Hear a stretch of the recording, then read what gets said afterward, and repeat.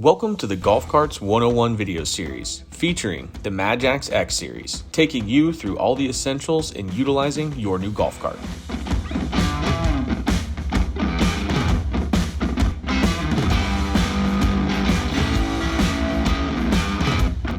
In this video, we are going to focus on how to start your cart, drive it around, and recommended pre-driving checks.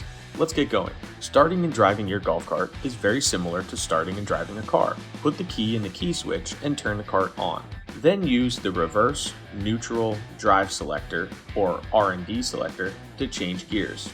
Let's start by backing the golf cart up. Turn the R&D knob to R. The reverse alarm will sound and your reverse lights will turn on. Slowly press the accelerator pedal and begin backing up. Once you have backed up enough, slowly release the accelerator pedal. Then slowly apply the brake pedal as needed. Always come to a complete stop and press and hold the brake pedal before changing from reverse to forward. To put the cart in drive, press down on the brake pedal and turn the selector to drive.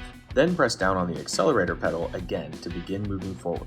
When steering, slow down as necessary to safely make the turn. Turning too sharply may cause a loss of control. When you are done driving, to set the park brake, bring the vehicle to a complete stop.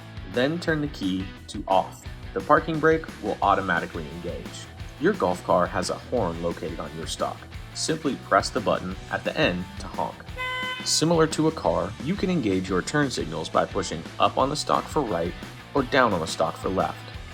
The X-Series also features daytime running lights, which can be turned on by rotating the dial to the first position, and headlights which can be turned on by rotating the dial to the second position. For high beams, pull back on the stock towards you. The stock will click when the high beams are engaged. Underneath the passenger seat is a run tow switch. For the most part, you will leave this in the run position, unless you are needing to tow your golf cart, in which case you will turn the cart off and then switch the controller to the tow position.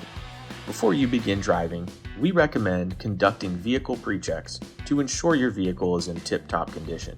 First, check the operation of the accelerator pedal. It should smoothly lower when pressed and raised when released. On your brake pedal, be sure to check for smooth motion when lowered and raised. Be sure that the brake is firm through its travel.